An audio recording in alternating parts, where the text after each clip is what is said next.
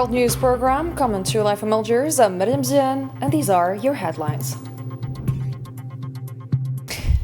Major breakthrough in U.S.-Iran talks with Omani Foreign Minister Badr al-Busaidi and Iranian Foreign Minister Abbas Araghchi confirming significant progress in Geneva and technical-level negotiations set for next week in Vienna. In Gaza, dead and wounded in Israeli fire in central and southern parts of the Strip. Hamas says the continued bombardment shows disregard for mediators' efforts, while the United Nations stresses that more than 18,000 people are awaiting urgent medical evacuation from the enclave.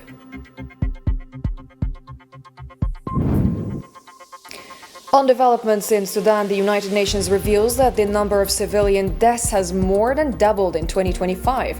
The foreign ministers of the core group on Sudan at the UN Human Rights Council stressed in a joint statement that the violence by the Rapid Support Forces in Al-Fashir bears signs of genocide. The Sudan Doctors Network also tells Al24 News that the forces abducted doctors during an attack in Darfur.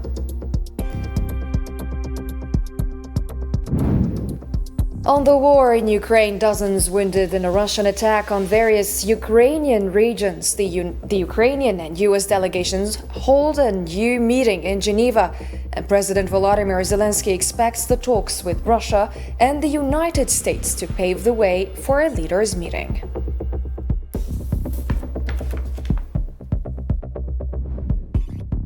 Hello and welcome back to the details of your program. First in our file, Oman announced significant progress in talks between the United States and Iran aimed at resolving the long-standing nuclear dispute and preventing potential U.S. military strikes on Iranian territory, amid a large-scale American military buildup in the Middle East. In a statement posted on X following negotiations held in Switzerland, Omani Foreign Minister Sayyid Badr al-Busaidi confirmed that the two sides had made notable advances and agreed to resume discussions soon after consultations in their capitals, adding that technical-level negotiations are scheduled to take place next week in Vienna.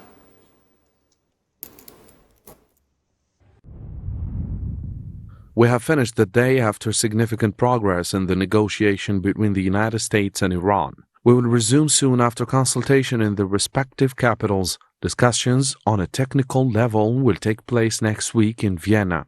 I am grateful to all concerned for their efforts, the negotiators, the IAEA, and our hosts in Swiss government.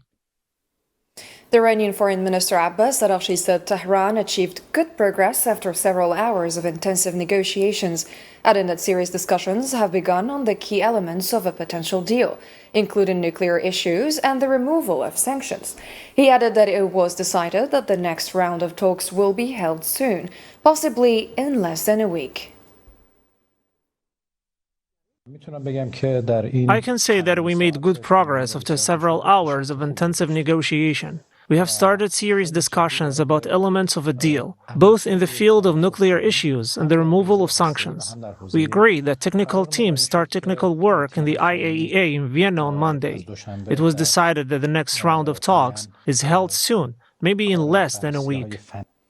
Tehran confirmed that the third round of talks with the United States held Thursday in Geneva will focus exclusively on the nuclear file and the lifting of sanctions on Tehran. Iranian Foreign Ministry spokesperson Ismail Baghai said the subject of the negotiation centers on the nuclear issue, adding that Tehran will push for the lifting of sanctions and for recognition of Iran's right to peaceful use of nuclear energy. The negotiations are focused on the nuclear issue, and Tehran will press for the lifting of the sanctions and the affirmation of Iran's right to peaceful use of nuclear energy. Our views and positions have been conveyed in detail to the Omani side. Since this morning, according to the information available to us, the talks have begun from the American side and the Omani side. And earlier, the spokesperson for Iran's foreign ministry also confirmed that Tehran is monitoring the views and statements made by U.S. officials, stressing the need for nuclear-related issues or matters connected to the talks to be addressed within the negotiating room. Naturally, part of our work is to monitor the views and statements put forward by American officials These contradictory statements were part of the process we faced over the past year. If they have positions, for example, if the U.S. Secretary of State expressed his views in the latest hours regarding the nuclear issue or matters related to the negotiations, such views must be raised and addressed in the negotiation room. In the same context, the Director General of International Atomic Energy Agency, Rafael Grossi, has taken part in the new round of indirect talks between Iran and the U.S. in Geneva. Iranian media reported on Thursday that Grossi joined the talks, which are being mediated by the Sultanate of Oman in his capacity as a technical observer, a role expected to contribute to advancing the discussions with greater precision and seriousness.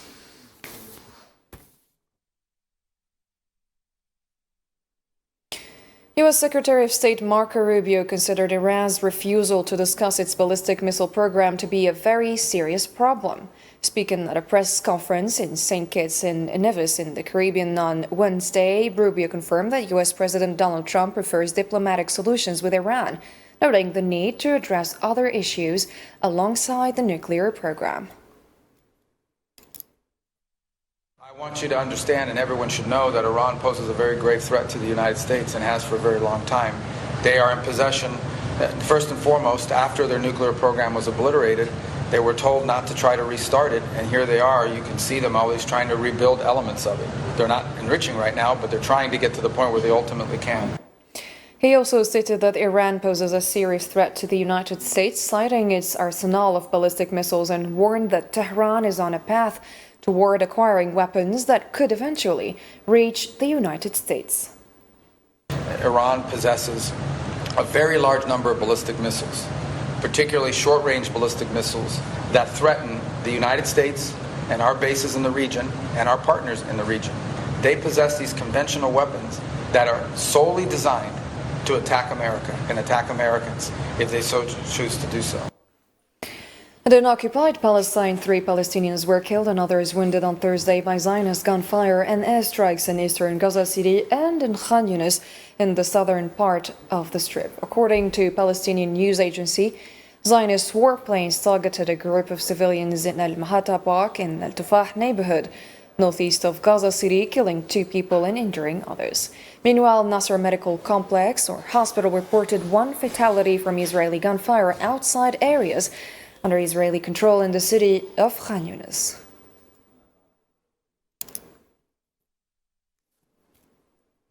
Islamic resistance movement Hamas said the continued bombardment of Gaza shows disregard for mediators' efforts and the Board of Peace. Spokesperson Hazem Qassem stated Thursday that Israel's ongoing attacks and killing of Palestinians reflect contempt for mediation efforts and amount to a continued war of destruction against the Palestinian people despite claims of moves to end the conflict.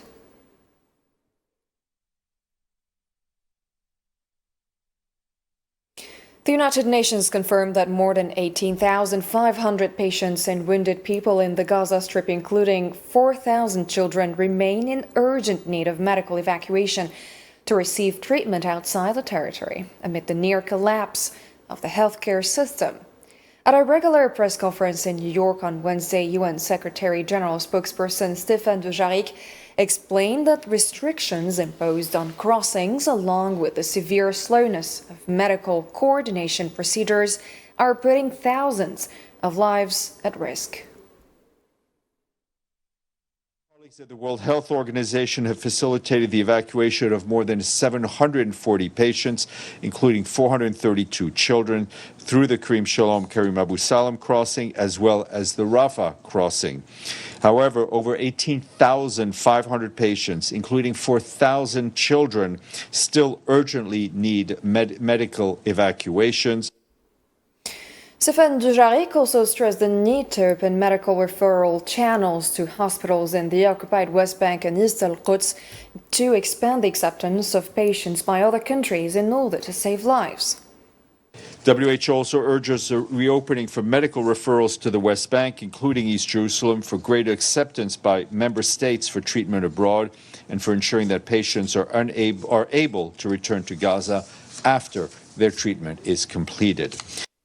Zionist forces carried out a wide-scale arrest campaign at dawn on Thursday, detaining Palestinians after raiding various areas across the occupied West Bank. Media outlets citing local Palestinian sources reported that Israeli forces arrested several Palestinians, including former prisoners, during a raid on the city of Qalqilia. They also detained a woman after storming her family home and assaulting her in Tulkarem, in addition to other arrests in the Nablus governorate.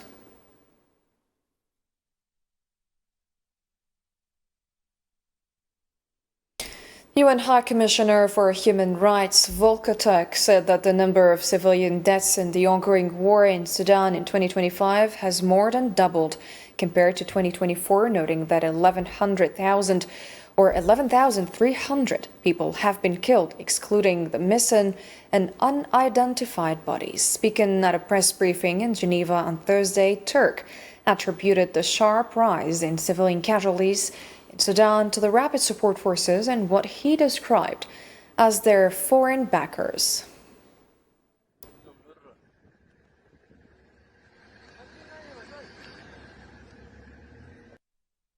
A statement by the foreign ministers of the core group on Sudan at the United Nations Human Rights Council on Thursday said that acts of violence committed by the rapid support forces in the city of Al-Fashir bear the hallmarks of genocide. The group concluded in a statement published by Germany's foreign ministry that the violence led by the rapid support forces constitutes war crimes and crimes against humanity and carries characteristics of genocide. Germany, Ireland, the Netherlands, Norway, and the United Kingdom announced their intention to form a coalition to prevent further atrocities in Sudan.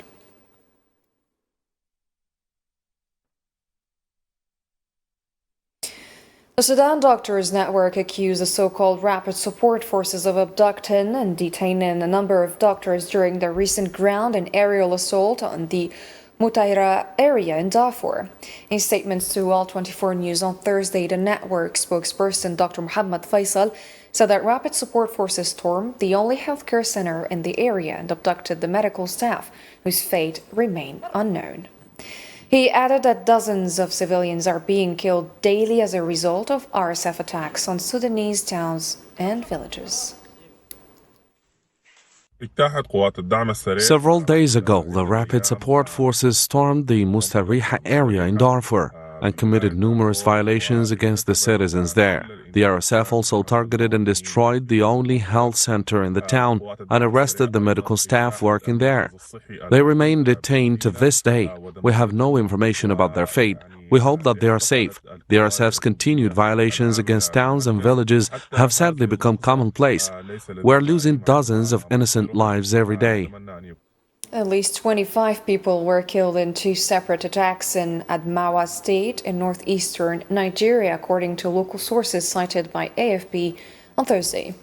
The agency quoted a local government official in Madagli as saying that armed men believed to be members of Boko Haram attacked a market in the area on Tuesday evening, opened fire on civilians and killed 21 people. 4 others, including 3 soldiers, were killed in the neighboring area of Hong.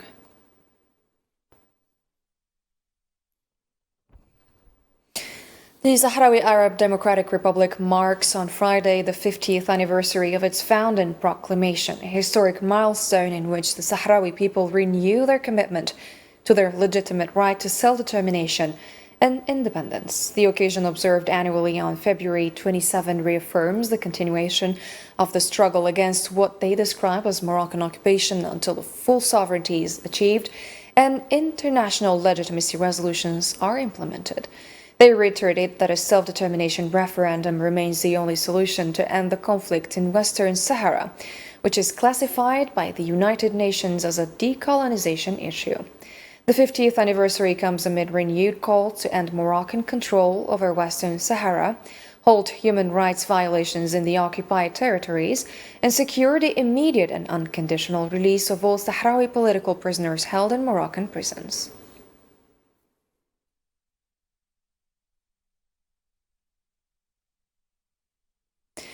The United Nations stressed the need for significant efforts regarding what it described as the core issue of self-determination for the people of Western Sahara in order to reach a solution acceptable to both parties to the conflict. At a regular press briefing in New York on Wednesday, UN spokesperson Stéphane Dujarric emphasized the need for substantial work, including on the fundamental issue of self-determination for the people of Western Sahara. He referred to negotiations held in Washington on Monday and Tuesday, attended by UN Secretary General's personal envoy for Western Sahara, Staffan de Mistura.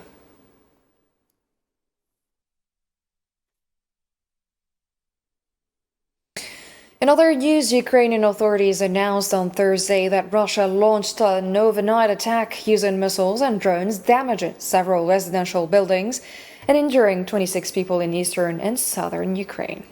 Authorities in the capital, Kiev, reported damage to a number of buildings in 3 districts of the city as a result of debris from intercepted missiles and drones.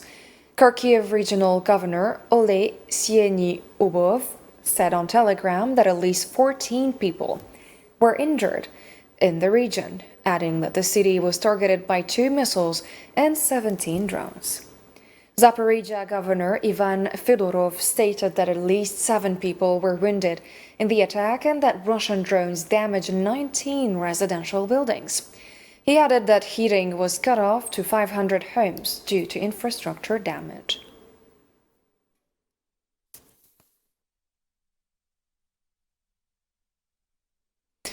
Ukrainian President Volodymyr Zelensky said on Thursday that Russian forces launched 420 drones and 39 missiles toward Ukraine overnight, in attacks that damaged energy facilities just hours before an anticipated meeting between Ukrainian and U.S. officials in Geneva. In a post on Telegram, Zelensky accused Russia of waging what he described as a war against critical infrastructure and ordinary residential buildings once again overnight. He added that dozens were wounded in attacks targeting 8 regions, as well as gas infrastructure and substations in several areas, including on the outskirts of Kyiv. He called on Ukraine's partners to send additional air defense missiles to counter what he described as the ongoing Russian assault, noting that Ukrainian forces succeeded in intercepting most of the Russian missiles, thanks to military equipment received following the Ramstein meeting.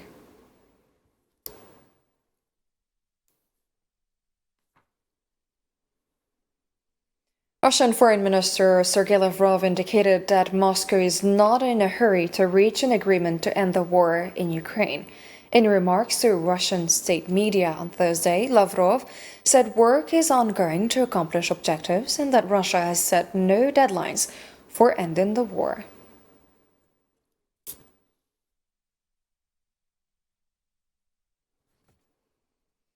And Kiev announced that a new meeting between Ukrainian and U.S. envoys began Thursday in Geneva in a step aimed at preparing for a new round of trilateral talks with Russia in an effort to find a way out of the conflict in Ukraine.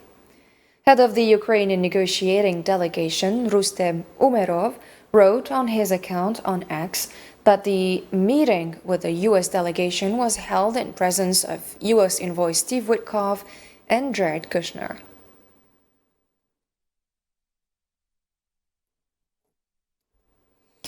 President Volodymyr Zelensky said Kiev expects that the next session of trilateral talks between Ukraine and the United States and Russia in March on settling the war will lead to a meeting between the leaders of the 3 countries. Writing on X after a phone call with U.S. President Donald Trump, Zelensky said the March meeting represents an opportunity to elevate the talks to the level of leaders. He stressed Trump's support for this series of steps, describing it as the only way to resolve all complex and sensitive issues and end the war.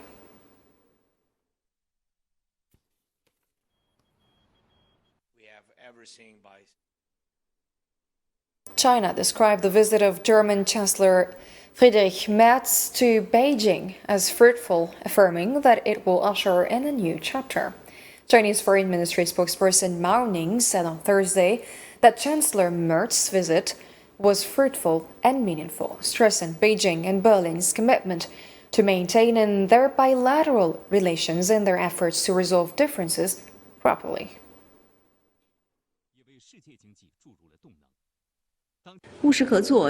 Chancellor Merz's visit has yielded fruitful and significant results, once again demonstrating that both sides are committed to maintaining a stable and constructive bilateral relationship, further deepening mutually beneficial cooperation and properly handling differences through candid, open, and mutually respected dialogue. China is willing to take this visit as an opportunity to work with Germany to open a new chapter in China-Germany relations and inject stability and positive energy into a world fraught with turbulence and uncertainty. The North Korean leader Kim Jong-un pledged to focus on expanding the country's nuclear arsenal, noting that his country continues to adopt the toughest stance in its policy toward Washington. The Korean Central News Agency reported on Thursday that during the 9th Congress of the ruling Workers' Party, Kim Jong-un said the party is determined to continue expanding and strengthening the country's national nuclear capabilities and to firmly establish its status as a nuclear state. He highlighted that he will focus on projects to increase the number of nuclear weapons and expand Pyongyang's operational nuclear capabilities.